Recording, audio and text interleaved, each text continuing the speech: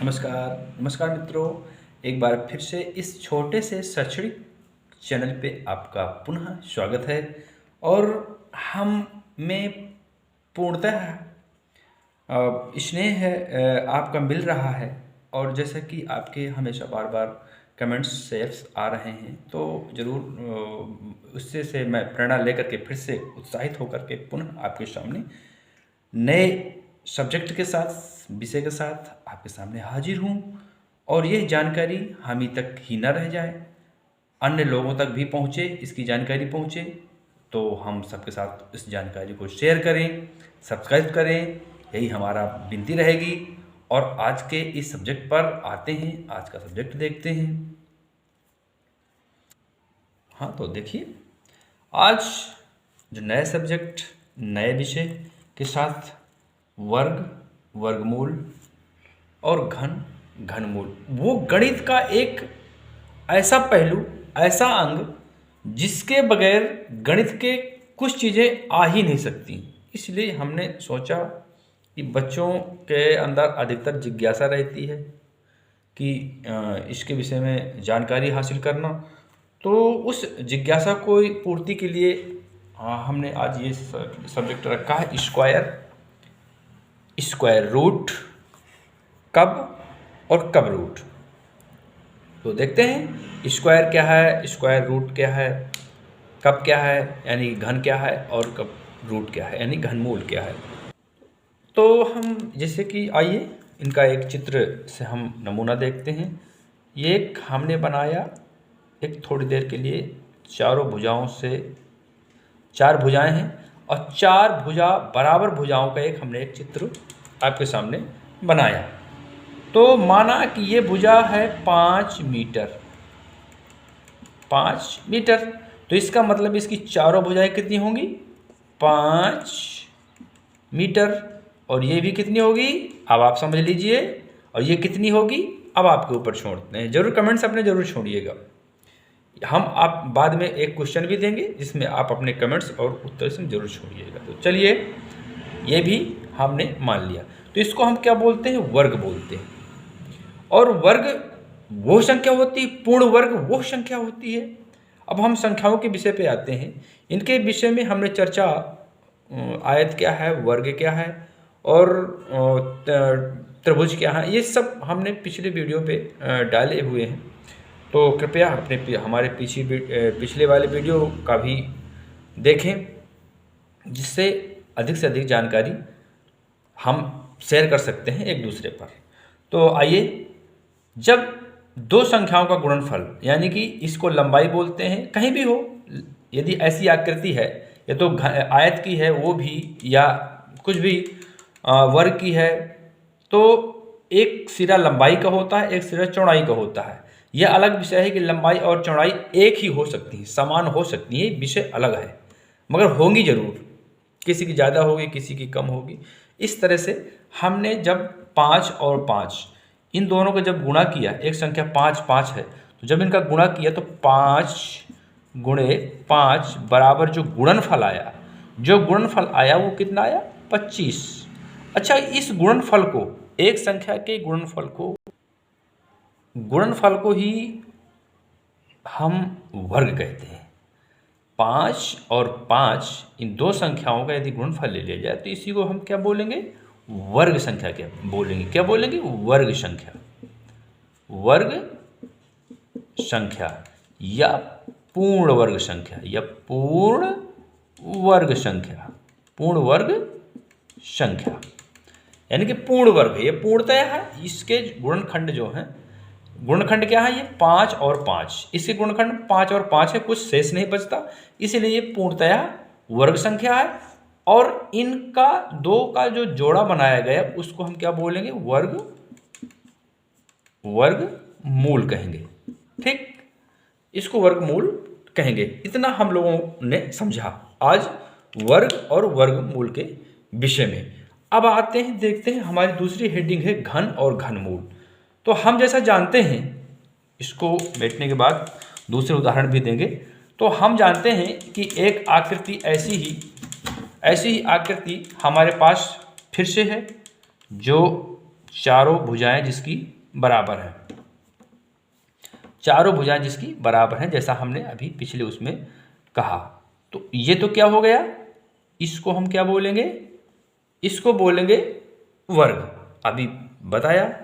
अच्छा, इसमें एक और हम भुजा ऐड करते हैं, एक भुजा और जोड़ते हैं, वो भी 5 ही मीटर की है। तो 5 मीटर की भुजा हम और जोड़ते हैं, वो उसकी क्या कहलाएगी, ऊंचाई। हमने एक ऊंचाई दे दी इसकी 5 मीटर की, 5 मीटर की इसको क्या दे दी, ऊंचाई। 5 मीटर, 5 मीटर की लंबाई चौड़ाई है और ऊंचाई की आवश्यकता पड़ती है। तो चलिए हमने इसको एक ठो 5-5 मीटर की ऊंचाई दे दी और ये बन गई एक दूसरी आकृति। ये आपके सामने एक दूसरी आकृति तैयार हो गई, जिसको हम क्या बोलेंगे, घन बोलेंगे। किसको, इसको क्या बोलेंगे, घन। ये क्या है, घन है। तो अब हमें निकालना पड़ता है, ये घन है और वो क्या था, वर्ग था, वो सिर्फ वर्ग था। और ये क्या है, वो संख्या क्या है, घन, और ये वर्ग सेम है, मगर इसमें ऊंचाई नहीं है, ऊंचाई नहीं है इसलिए ये वर्ग है। यदि इसमें उतनी ही 5 मीटर, जैसे इसकी लंबाई 5 मीटर थी और ये 5 मीटर है, तो यहाँ भी 5-5 मीटर का है, मगर इसमें 5 मीटर की क्या है, 5 मीटर, 5 मीटर, और इसकी ऊंचाई हमने दी, जो ऊंचाई कहलाई वो भी 5 मीटर की हुई। तो इसको बोलेंगे वर्ग, इसको बोलेंगे घन। तो हमें स्पष्ट अंतर आ रहा है, अंतर आप देख ही रहे हैं, बिल्कुल जादुई आंकड़ा है, बिल्कुल जादू से आपको पढ़ाने की कोशिश करेंगे कि इसमें आप अंतर बिल्कुल देख रहे हैं, जादुई है, बिल्कुल जादू हो जाता है। तो इसको बोलेंगे वर्ग, इसको बोलेंगे घन। अब इनका घनमूल, चलिए हमने वर्गमूल लेना बता दिया, अब हम इसमें आते हैं घनमूल पे। तो हम ये देखते हैं कि इसमें 3 भुजाएं आपस में मिल रही हैं, इसमें आवश्यकता क्या पड़ी है, 3 भुजाओं की, यानी कि लंबाई की, चौड़ाई की और ऊंचाई की, 3 भुजाओं की आवश्यकता पड़ी है। तो चलिए हम एक पूर्ण घन क्या होता है, पूर्ण घन क्या होता है, यदि हम तीनों का गुणा कर दें, 5 गुणे 5 गुणे 5, 5 25, 25 पंचे 125, ये 125 घन मीटर, 125 घन मीटर जो आएगा वो पूर्ण घन होगा। वो क्या होगा, पूर्ण घन संख्या होगी, पूर्ण घन संख्या होगी, 125 घन मीटर पूर्ण घन संख्या होगी। तो इस तरह से हमने देखा पूर्ण घन संख्या। अब चलिए इसी से हम एक और निकालते हैं कि अच्छा, हमने पूर्ण घन तो निकाल लिया, मगर इसका घनमूल कितना है, घनमूल कितना है। जब हम 3 के जोड़ों को लेकर के चलते हैं, हम समझते हैं कि हम ये समझेंगे कि इसमें तीनों चीज़ें गुणा पे शामिल हैं, तीनों लंबाइयों का गुणनफल इसमें शामिल है। मतलब लंबाई क्या, तीनों ऊंचाई का, लंबाई का, चौड़ाई का और ऊंचाई का, तीनों भुजाओं का गुणनफल जिसमें शामिल है उसको बोलेंगे घन। और एक ही नाप की भुजाई है, लंबाई, चौड़ाई और ऊंचाई एक ही नाप की है, इसलिए जब उनका शामिल है गुणनफल तो 125 यानी पूर्ण घन संख्या। तो जब एक ही नाप की है तो इसका मतलब उनका जो हम जोड़ा लेंगे, जोड़ा नहीं कहेंगे, इनका 3 का जोड़ा हो जाएगा, 3 मापों का, तो उसको क्या बोलेंगे, और एक ले लेंगे, यानी कि एक संख्या इसकी ले लेंगे, तो इनका 5 क्या हुआ, घन मूल 5 हुई घनमूल संख्या। इसको निकालने का तरीका गुणनखंड विधि से निकालते हैं। घनमूल कैसे निकालते हैं, गुणनखंड विधि से। और वर्ग का वर्गमूल निकालने के लिए 2 विधियां होती हैं। तो आइए देखते हैं दोनों विधियों को। तो इतना समझने के बाद हम देखते हैं कि वर्गमूल निकालने की विधियां क्या हैं। वर्गमूल निकालने की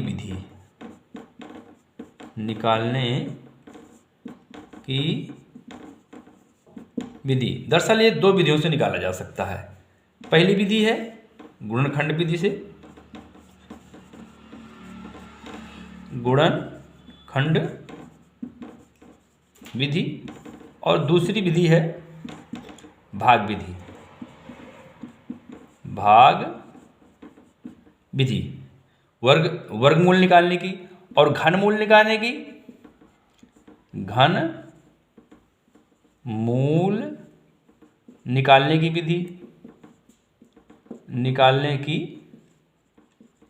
विधि इसको गुणनखंड विधि से निकालते हैं। गुणनखंड विधि से निकालते हैं, गुणनखंड विधि से इसको निकालते हैं। तो ये हमारा आज का जो चैप्टर है वर्ग और वर्गमूल, घन और घनमूल निकालने की विधियां। आइए आगे देखते हैं, एक दो सवाल हम निकाल लेते हैं, एक दो सवाल लेकर के देखते हैं और आपको भी देते हैं। तो चलिए हम सबसे पहले इन पे चर्चा कर लेते हैं कि भाग विधि से हम दशमलव संख्याओं का भी गुणनखंड वर्गमूल निकाल सकते हैं और दशमलव के अंकों तक वर्गमूल निकाला जा सकता है। दशमलव वाली संख्याएं हैं वर्ग में, उनको भी हम भाग विधि से निकाला जा सकता है, मगर गुणनखंड विधि से थोड़ा दिक्कत होती है। तो आइए हम एक वर्गमूल निकालने की एक विधि निकालते हैं गुणनखंड विधि से। तो पहले गुणनखंड विधि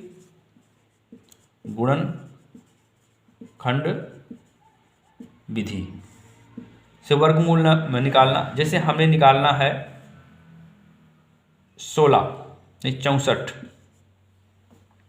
64 का वर्गमूल निकालना। 64 का वर्गमूल ज्ञात करो गुणनखंड विधि से। तो हम देखते हैं 64 के गुणनखंड कितने हुए। चलिए आते हैं 2 से 2 दून 4, 2 से 2 एक 9 2, 2 छक्का 12, फिर 2 से लेते हैं 8 आया, फिर 2 से लिया, 4 आया, फिर 2 से लिया, 2 आया, फिर 2 से लिया। तो अर्थात 64 के जो हमारे गुणनखंड हुए, गुणनखंड हमने पिछले वीडियो में बताया भाज्य, भाज्य, भाजक और भाज्य, इस तरह से हमने आपको बताया है। तो आप पिछले वीडियो पे देख सकते हैं। तो इसके गुणनखंड कितने हुए, अर्थात इसके भाजक कितने हुए। भाजक हुए 2 2 2 2 3 4 5 6, 1 2 3 4 गुणे 2 और गुणे 2, इस तरह ये इनके भाजक हुए अर्थात गुणनखंड हुए। अब इन गुणनखंडों को हमने देखा, हम ये देख रहे हैं कि एक ही संख्या से छोटी संख्या से हम इनके गुणनखंड हैं। तो पहला जोड़ा, दूसरा जोड़ा और ये तीसरा जोड़ा। हम समझ रहे हैं कि चूंकि पूर्ण वर्ग तभी होगा जब दो संख्याओं का आपस में, एक ही तरह की दो संख्याओं का आपस में गुणा होगा, तभी वो पूर्ण वर्ग संख्या होगी। तो हम देख रहे हैं कि ये भी पूर्ण वर्ग है अर्थात इसका 2, ये पूर्ण वर्ग अर्थात इसका 2 और इसका 2, और इनमें आपस में गुणा कर दिया। तो इसका जो 64 का जो वर्गमूल संख्या आएगी 2 का 2 4 और 4 दूना 8 अर्थात 8। तो 64 की वर्गमूल संख्या क्या आएगी 8। इस तरह से हम ये देख रहे हैं कि 64 की वर्गमूल संख्या 8 हुई। देखिए तो ये हुआ। इसके बाद चलिए आगे हम निकालते हैं भाग विधि से गुणनखंड वर्गमूल निकालना। भाग विधि से वर्गमूल निकालना, भाग विधि द्वारा वर्गमूल निकालना, वर्गमूल निकालना। तो हमने ये देखा, हमने अभी निकाला 64 का, तो 64 का ही हम भाग विधि से निकालते हैं। तो 64 है, 64 का भाग विधि से निकालते हैं। तो हम ये देखते हैं कि वैसे तो बड़ी बड़ी संख्याओं का निकाला जाता है। तो आप कमेंट्स करेंगे या व्हाट्सएप पे मैसेज करेंगे तो हम बताने की कोशिश करेंगे आपको। तो आते हैं, देखते हैं। इसमें हम सबसे पहले उस संख्या का भाग लेते हैं कि जिसको यहाँ रखा जाए, यहाँ रखा जाए और दोनों का आपस में गुणा करने से इस संख्या से ज़्यादा ना जाए। तो हमने देखा कि 8 वो संख्या है, 8 और 8 का दोनों का गुणा किया 64 हो गया, और ये इस तरह से इसका हो गया, मगर ये संख्या छोटी है। चलो और बड़ी संख्या लेते हैं। और बड़ी संख्या यदि हम लेते हैं तो चलिए हम ले लेते हैं 625 लेते हैं। आते हैं तो देखते हैं कि हम पीछे से इनका सबसे पहले क्या निकालते हैं, जोड़ा बनाते हैं। यहाँ से जोड़ा बनाना चालू किया, हमारे पास एक संख्या बची मात्र 6, और 6 एक ऐसी संख्या है जिसमें यहाँ भी रखें इधर इसके ऊपर और यहाँ भी रखें, दोनों गुणनफल किया जाए तो संख्या 4 से ज़्यादा न हो, मतलब 6 से ज़्यादा न हो, तो हमें वो संख्या 2 प्राप्त होती है। यदि 3 रखते हैं तो 3 गुणे 3 अर्थात 9 हो जाएगा, जो 6 से ज़्यादा हो जाएगी। इसलिए 2 2 4 कर दिया, 4 पहुँच गया। यहाँ भी एक बार 2 रखा और इसको घटाया, 2 आया, 6 में 4 गए 2, और 25 का जोड़ा के रूप में हम अंक उतारेंगे। ये हो गई 222। हमने एक बार इनको जोड़ा, 2 दूनी 4 और 4 का भाग दिया 22 में। थोड़ी देर के लिए इसको काट दो, 4 का भाग दिया 22 में, कितना आया 4 पंचे 20, अर्थात 5 यहाँ भी लिखना है, 5 यहाँ भी लिखना है, और इस 5 का गुणा पूरी संख्या से करना है। तो चलिए हम करते हैं। 25 के 5 यहाँ से लगी 2 और 5 को 20, 20 2 22। इस तरह से हम ये देखते हैं कि ये संख्या पूर्णतः विभाजित हो जाती है।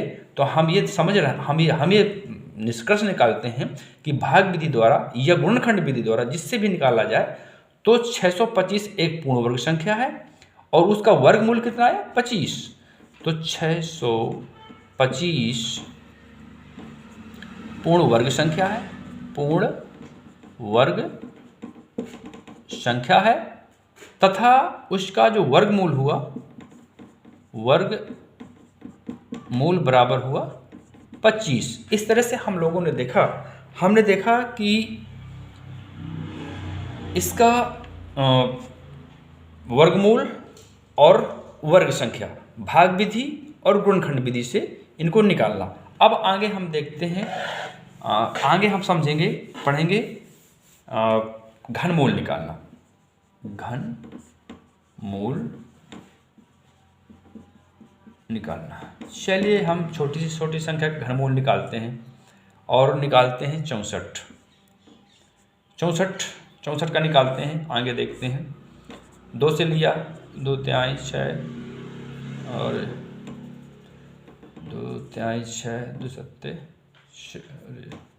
2 दूनी 4, फिर 2 से लिया 16, फिर 2 से लिया 8, फिर 2 से लिया 4, फिर 2 से लिया 2, फिर 2 से लिया 2।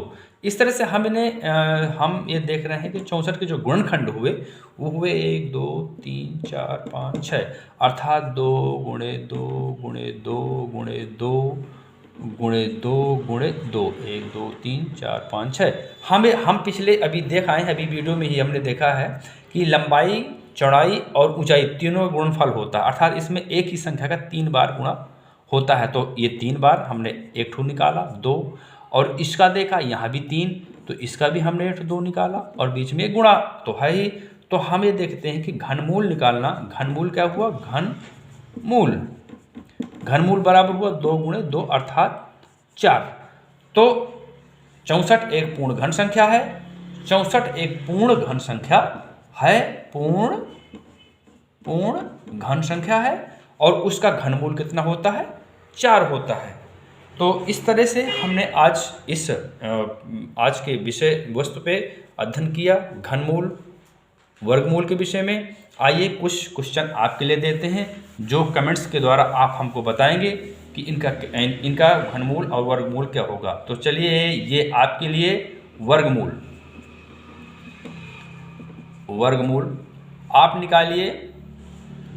625 और 64 का वर्गमूल निकालना है।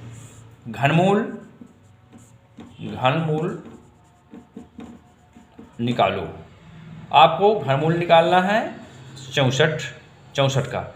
इस तरह से आप कमेंट से या व्हाट्सएप के द्वारा हमको अपने आंसर भेज सकते हैं। वीडियो में बने रहने के लिए धन्यवाद। नमस्कार, जय हिंद, जय भारत।